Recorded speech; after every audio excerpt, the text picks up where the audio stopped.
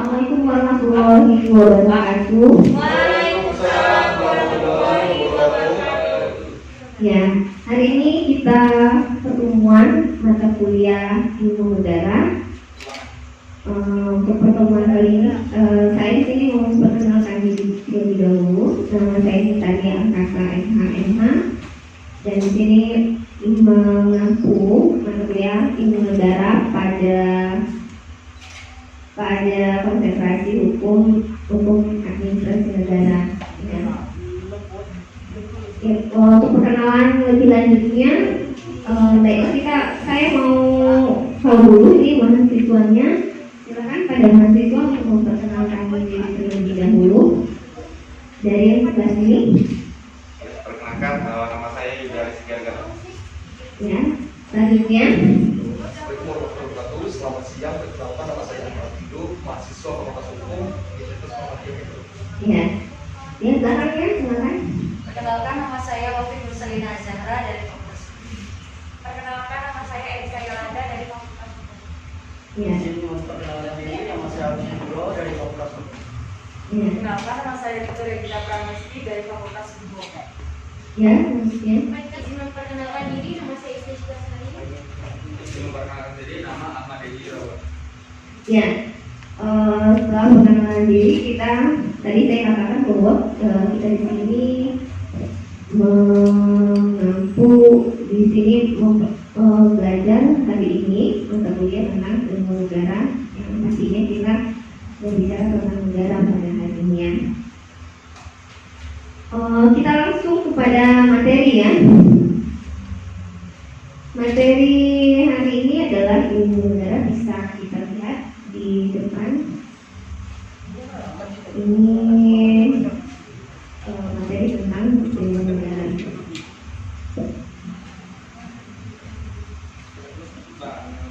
Ya, kita sering mendengar tentang negara. Maka dari itu, sebagai mahasiswa Fakultas Hukum, yang pastinya di dalam suatu negara itu ada yang namanya aturan dan hukum. Maka dari itu kita harus mengetahui terlebih dahulu apa yang dimaksud dengan negara tersebut, gitu ya. Nah, bisa dilihat bahwa di sini ada beberapa dari para ahli tentang negara di sini, yaitu kita lihat ada Stadler, kemudian ada Feinberg, itu Jolin Janet, dan masih banyak lagi ahli-ahli dalam ilmu negara. Yang dinamakan negara di sini dilihat dari para ahli ini, mereka sudah melakukan penelitian tentang pengertian dari sebuah negara tersebut. Oh, seperti ini loh yang dikatakan negara, gitu. Jadi seluruh negara di dunia ini menggunakan kriteria dan menggunakan definisi melalui para ahli yang sudah melakukan penelitian bahwa ini yang disebut dengan negara. Yang sudah saya sebutkan tadi bahwa ilmu negara itu sendiri ada pendidikan tentang sifat dan hakikat dari negara tersebut. Dilihat dari sifat hakikat dari negara seperti apa, dan dilihat lagi bahwa struktur yang disebut negara itu apa, itu ya. Kemudian bentuknya seperti apa, kemudian asal mulanya seperti apa, dan ciri-ciri serta seluruh persoalan di sekitar negara itu seperti apa. Hal-hal inilah yang akan kita bahas selama pembelajaran tentang ilmu negara, bahwa dari pengertian dari sebuah negara tersebut dan ruang lingkupnya adalah hal-hal yang ada di dalamnya, baik sifat, struktur, bentuk, asal mula, ciri-ciri di persoalan di sekitar negara tersebut. Ini ya, untuk pasti namanya pengertian dari sebuah negara itu sendiri. Nah, ini objek dari ilmu negara sendiri, bahwa Di dalam sebuah negara itu dikatakan sebuah negara kalau ada wilayah atau tempat dari negara tersebut. Kemudian ada keadaan, waktunya, sehingga objek ilmu negara itu sendiri yaitu bisa dilihat dari pengertian secara abstrak, kemudian umum dan universal. Artinya bahwa secara abstrak bahwa negara tersebut berbeda-beda antara negara satu dengan negara lain. Dia secara abstraknya berbeda, misalnya budayanya mungkin berbeda, kemudian terbentuknya asalnya itu caranya berbeda, tapi dia bisa juga dikatakan sebuah negara. Kemudian umum semua di dunia ini memiliki negara, tetapi negara yang seperti apa dan benarkah dia adalah sebuah negara? Jangan-jangan dia bukan sebuah negara. Nah, itu bisa dilihat dari kriteria itu juga ya. Kemudian universal itu artinya dia menyeluruh. Ini bisa dilihat di sini bahwa sebagai sebuah ilmu pengetahuan, ilmu negara pada hakikatnya berkaitan erat dengan berbagai ilmu-ilmu lainnya. Salah satu yang memiliki relasi kuat dengan ilmu negara adalah hukum tata negara. Dan nanti kita akan mempelajari tentang hukum tata negara juga ya di Fakultas Hukum. Ini sangat erat kaitannya dengan negara. Kenapa kita harus belajar tentang ilmu negara ini? Karena ada hukumnya juga mengatur tentang tata negara tersebut. Kemudian selain itu juga ada ilmu politik di dalamnya. Bahwa negara itu ada cara, politik itu adalah cara ya, cara bagaimana menjalankan hal-hal unsur-unsur atau kriteria dalam sebuah negara itu, baik itu pemerintahan maupun itu antar masyarakat. Itu penting politik juga di dalam sebuah negara tersebut. Kemudian ada ilmu-ilmu lain yang objek kajiannya berhubungan dengan negara ini. Lalu ilmu negara memandang objek itu yaitu negara sifat atau dari pengertian yang abstraknya. Itu tadi sudah kita bahas bahwa objek itu dalam keadaan terlepas dari tempat, keadaan dan waktu. Nah, dari objek, dari ilmu sifat demikian itu, kemudian dibicarakan lebih lanjut adalah kapankah suatu itu dinamakan negara, gitu ya. Jadi negara itu karena terbentuk itu bukan langsung dari negara, gitu. Ada prosesnya. Suatu negara itu terbentuk menjadi negara. Nah, kapan negara itu tidak lagi jadi sebuah negara? Nah, itu pun bisa melalui proses juga bahwa negara itu tidak lagi dikatakan sebuah negara. Lalu apakah yang disebut negara itu? Nah, hakikatnya itu apa? Dan seterusnya dari objeknya itu tadi seperti apa? Kemudian yaitu negara dalam pengertian abstrak yang diselidiki lebih lanjut adalah asal mula negara, hakikat negara, dan bentuk negara dan pemerintahan. Ini ya hal-hal yang mempengaruhi dari sebuah negara tersebut.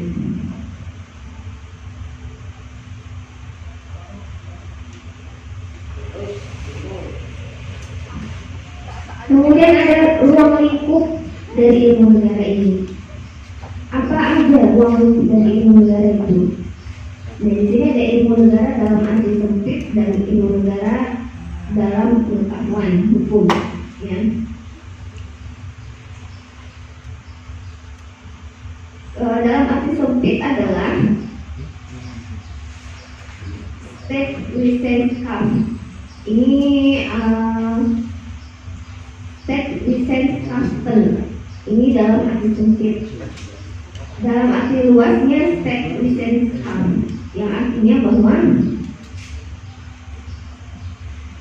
negara dalam arti sempit itu dikatakan ada unsur dari sebuah negara itu konstitutif dan deklaratif. Tetapi dalam arti sempit kita melihat negara itu secara konstitutif.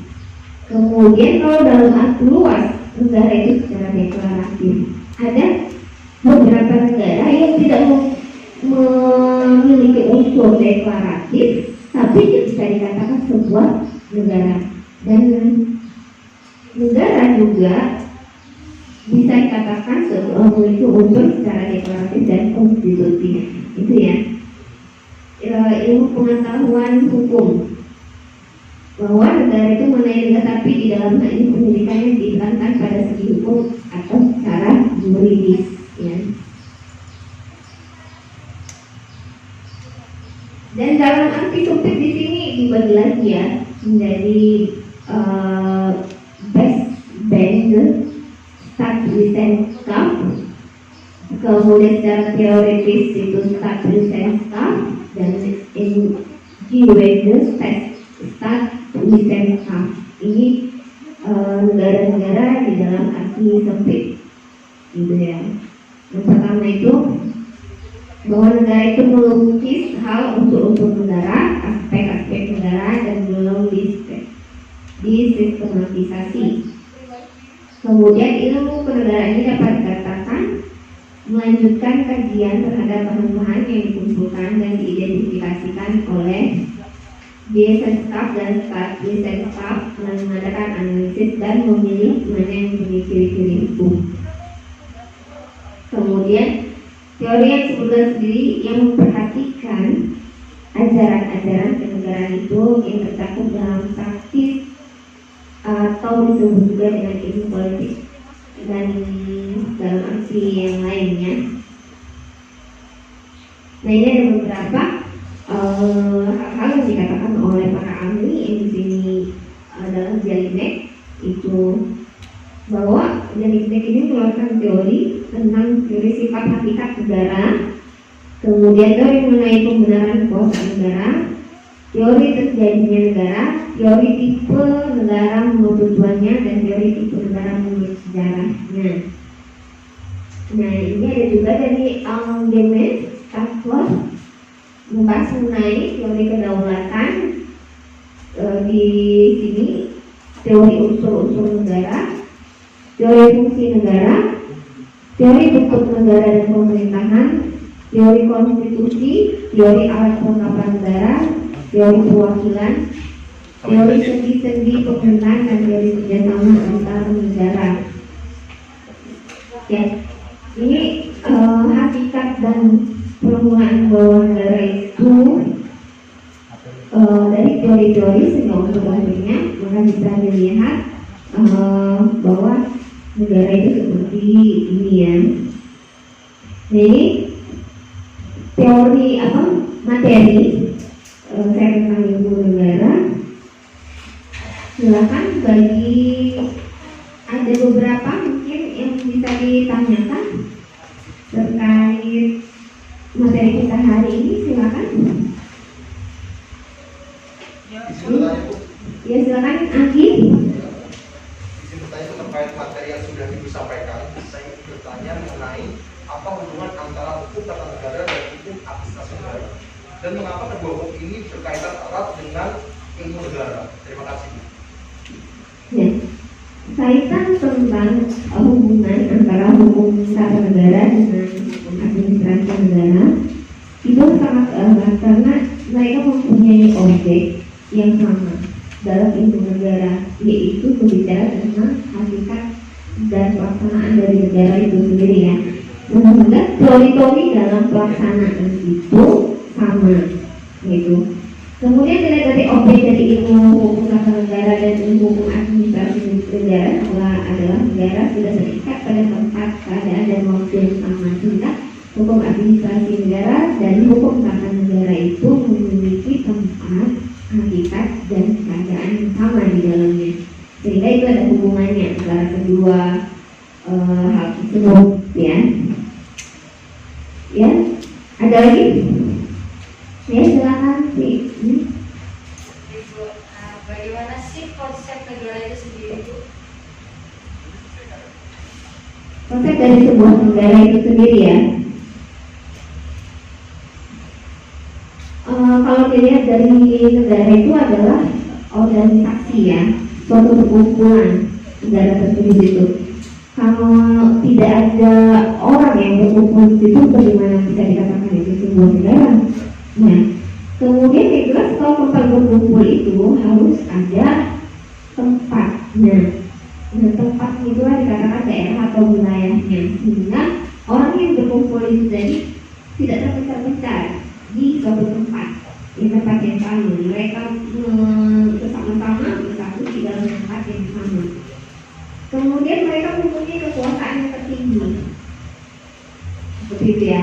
Kekuasaan yang tertinggi yaitu sebagai pemegang kendali di dalam sebuah negara sendiri, sehingga kekuasaan tertinggi itu bisa mengatur negara tersebut.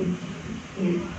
Kemudian mereka ada sebagai alat negara ini. Negara mempunyai kekuasaan untuk mengatur hubungan manusia dengan masyarakat, manusia dengan organisasinya, kemudian organisasi dengan organisasi, kemudian gejala-gejala kekuasaan dalam masyarakat itu tersebut. Seperti itu tentang konsepnya. Ya, ada lagi?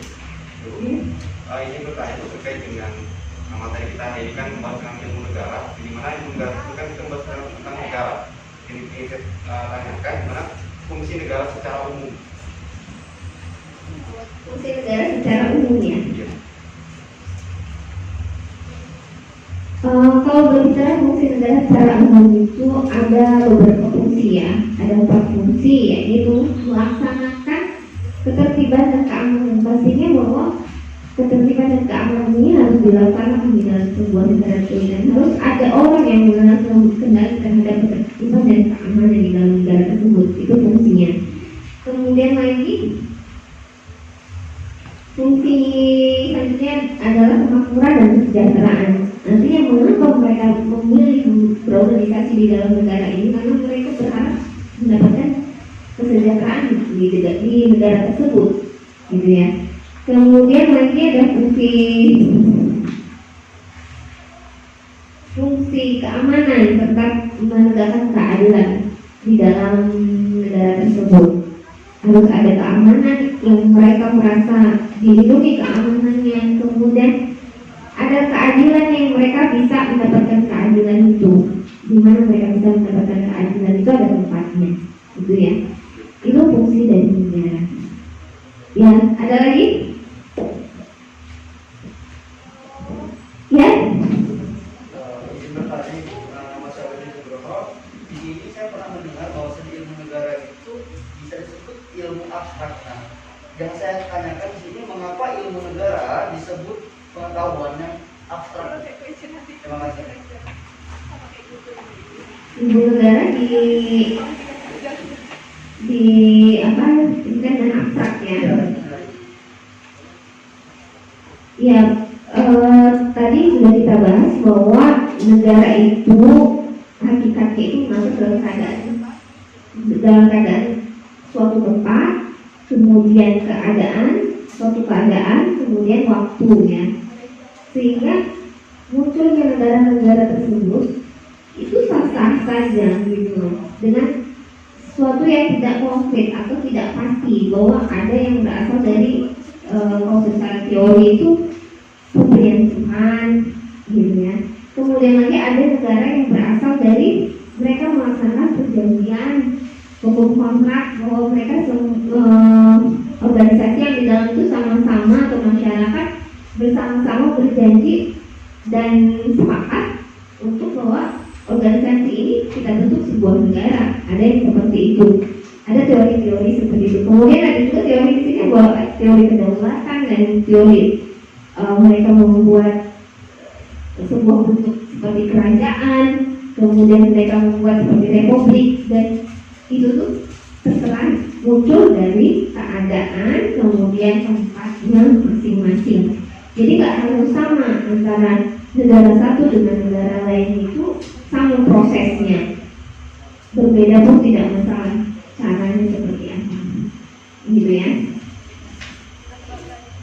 Ada lagi yang mau ditanyakan? Silakan. Terkait dari materi yang sudah dijelaskan tadi, saya ingin bertanya, Bu, apakah ilmu negara dapat digolongkan sebagai ilmu pengetahuan? Terima kasih, Bu. Apakah digolongkan sebagai ilmu pengetahuannya. Kalau kita lihat dari sendi-sendi pokok dari negara itu, bahwa negara itu memberikan dasar-dasar teoritis yang bersifat umum. Sebenarnya untuk HTM dan hukum administrasi negara itu sendiri ya, sehingga dari ilmu negara itu terhadap HTM itu memberikan dasar-dasar teoritis untuk HTM yang positif. Artinya hubungannya sangat erat dengan hukum tata negara dengan hukum administrasi negara, sehingga ilmu negara itu bisa dikatakan digolongkan sebagai ilmu pengetahuan yang memiliki teoritis. Itu ya. Ada lagi pertanyaan? Ya. Saya ingin bertanya, apakah fungsi dari ilmu negara? Secara umum, apakah fungsi dari Ilmu negara. ilmu negara ya? Fungsi dari ilmu negara itu kita adalah mempelajari suatu pengetahuan yang bersifat sejarah, asal muasal hakikat, dan perkembangan pemikiran, sehingga fungsi dari ilmu negara itu tadi bisa bersifat ada keempat tadi yang dikatakan bahwa ada ketertiban dan keamanan, kemudian kemakmuran kesejahteraan dan pertahanan keamanan serta penegakan keadilan. Itu tadi untuk fungsinya. Ya, ada pertanyaan lagi? Cukup ya untuk pertemuan kita hari ini. Dan selanjutnya adalah saya akan sedikit mengulas tentang setelah ada pertanyaan-pertanyaan tadi, sedikit mengulas bahwa penting kita sebagai fakultas hukum penting untuk mempelajari tentang ilmu negara ini sebagai suatu ilmu pengetahuan, karena kita tidak bisa terlepas dari negara ini, karena peraturan yang ada di suatu negara, terutama negara Indonesia, kita harus mengetahui konsep dari negara itu sendiri seperti apa. Karena kan kita ketahui bahwa kalau melihat dari sejarahnya, negara kita ini berasal dari sebelum kemerdekaan Indonesia itu zaman kerajaannya. Apakah zaman kerajaan itu disebut sebagai suatu negara? Sebenarnya kalau bicara negara sendiri itu munculnya itu dari persatuan bangsa-bangsa ya, dari PBB itu sendiri, bahwa ini dikatakan sebuah negara. Jadi sebelum itu sebenarnya kerajaan itu bisa dijadikan suatu bentuk dari negara, ya, tetapi bentuknya itu berbentuk kerajaan. Nah, setelah Indonesia merdeka, Indonesia memilih sistem yang seperti negara kesatuan yang berbentuk republik, karena negara Indonesia mau tidak ada sistem turun-temurun terhadap pemerintahan dan lebih mengarah ke demokrasi. Hal tersebut yang kita harus mengetahui bahwa negara itu seperti apa, gitu ya. Maka dari itu kita harus mempelajari, otomatis kita harus belajar teori asal mula negara seperti apa, kemudian pengertiannya seperti apa. Sudah kita bahas tadi bahwa pengertian negara itu adalah bisa hakikatnya sebagai organisasi yang berkumpul di dalam suatu tempat, keadaan, dan suatu waktu tertentu di dalam sebuah wilayah. Itu ya, yang mempunyai kekuasaan yang sah di dalamnya. Itu untuk pengulangannya. Baiklah, selanjutnya kita diskusi kelompok ya. Untuk diskusi kelompok, ya saya akan membagikan kelompok di dalam 3 kelompok ya, di dalam 3 kelompok, dan satu kelompok itu punya 3 orang ya, pesertanya 3 mahasiswa ya. Silakan kelompok ketuanya Anggi ya, silakan 2 cari temennya jadi satu kelompok, kemudian kelompok yang satunya itu ketuanya Ida ya, kemudian satu lagi kelompok ketua semuanya sharingnya.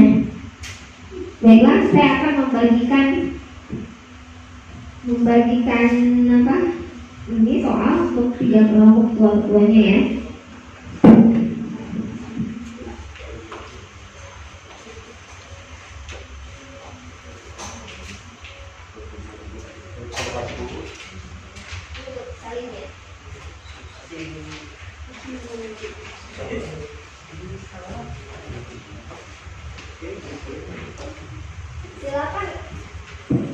Silakan bergabung ke kelompoknya masing-masing. Ketua kelompoknya.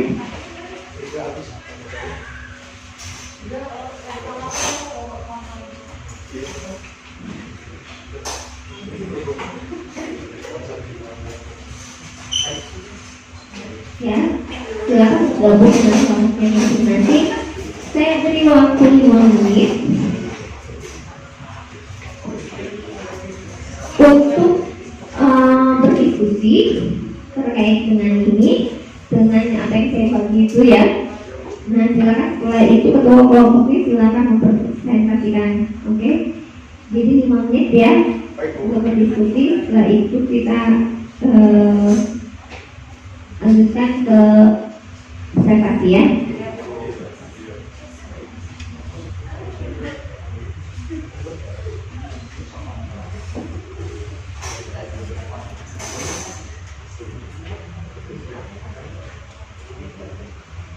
Ini apabila ada yang sudah siap, boleh presentasi lebih dulu. Iya, 5 menit. Oh, boleh. 5 menit ya. Kalian kelompok 2 udah siap. Kelompok 1 lebih siap.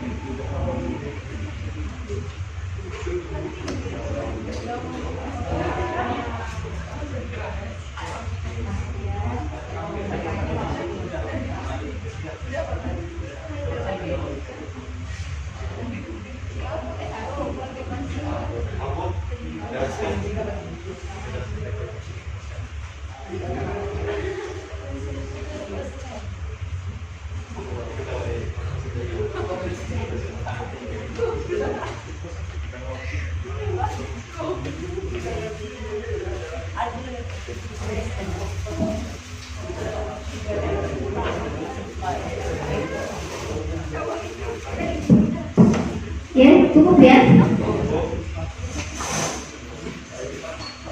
Silakan bagi kelompok kelompok kerja ya. Kelompok kami untuk mempresentasikan hasil dari diskusinya. Silakan maju ke depan.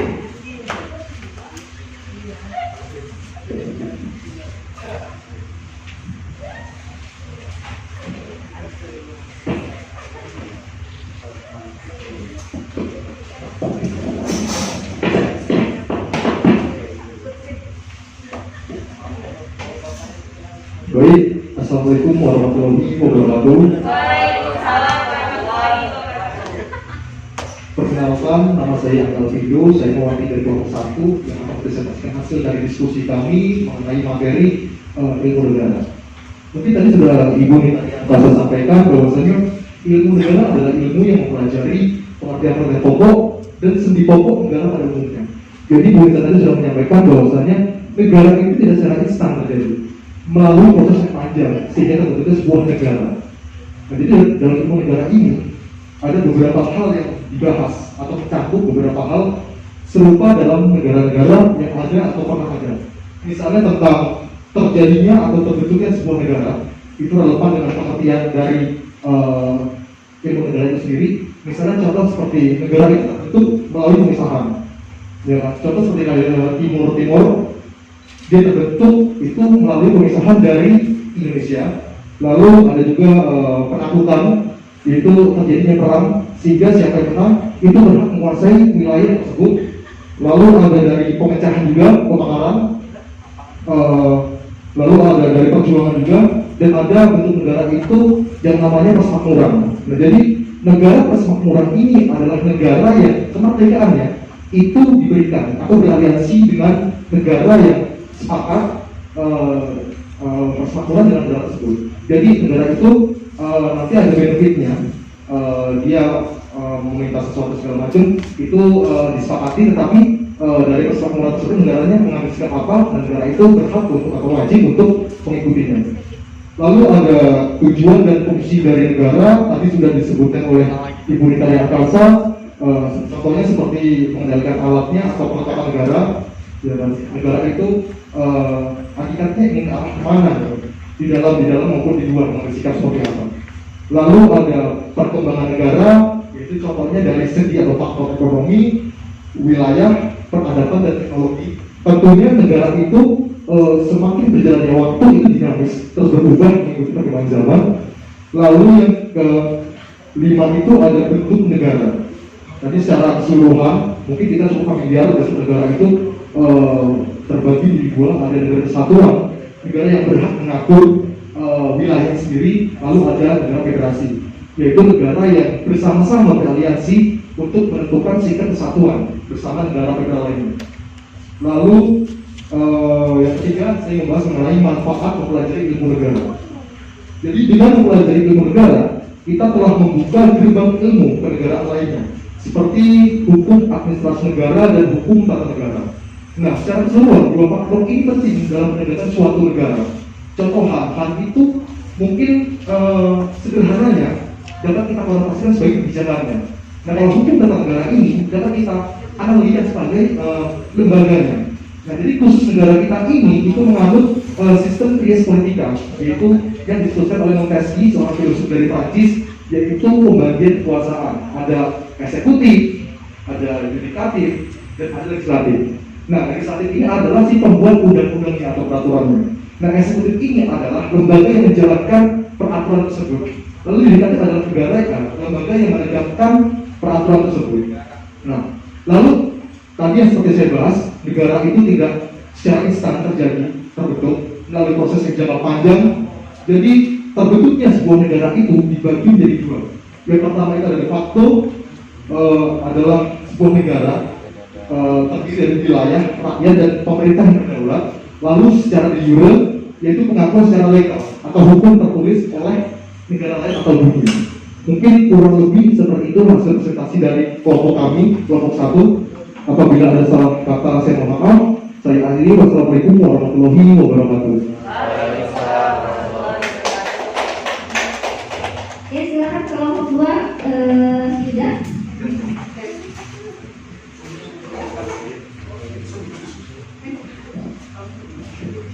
Assalamualaikum warahmatullahi wabarakatuh.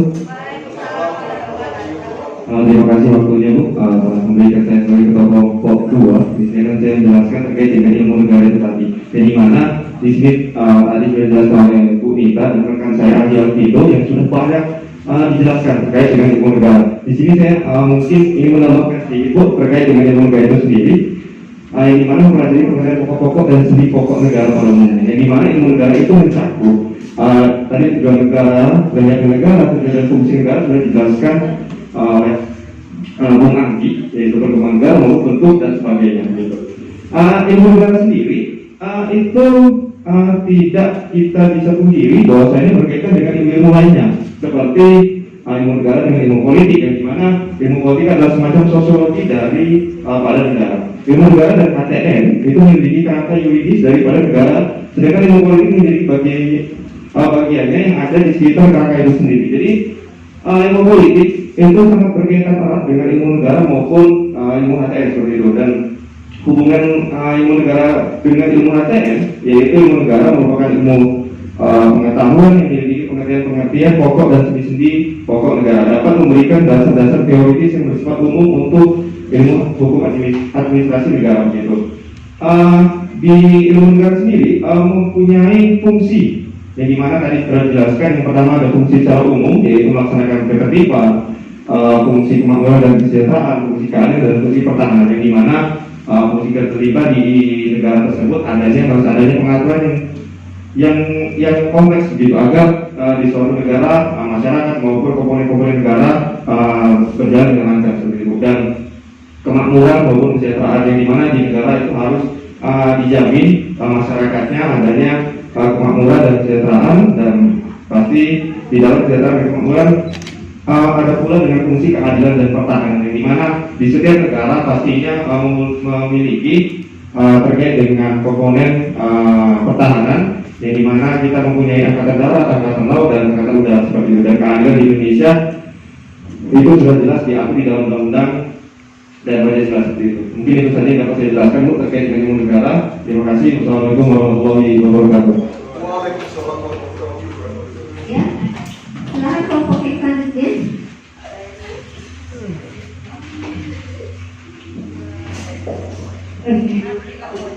Baiklah, Assalamualaikum warahmatullahi wabarakatuh. Waalaikumsalam warahmatullahi wabarakatuh. Perkenalkan, nama saya Wafi Nursul Nazara. Saya perwakilan kelompok dari kelompok 3 akan mendiskusikan hasil kerja kelompok. Jadi tadi yang kita ketahui tentang yang dijelaskan sama Bu Nita, sama Adi serta Yuda juga, semua itu saling berkaitan ya guys. Jadi itu semua itu mempunyai fungsi serta tujuan juga. Ilmu negara itu punya fungsi serta tujuan. Jadi fungsinya itu melaksanakan penertiban law dan order, menghindari kesejahteraan dan kemakmuran pada rakyatnya, mempertahankan serta menegakkan keadilan. Terus tujuannya itu untuk mengusahakan terselenggaranya ketertiban, keamanan dan ketentraman. Cukup kita itu.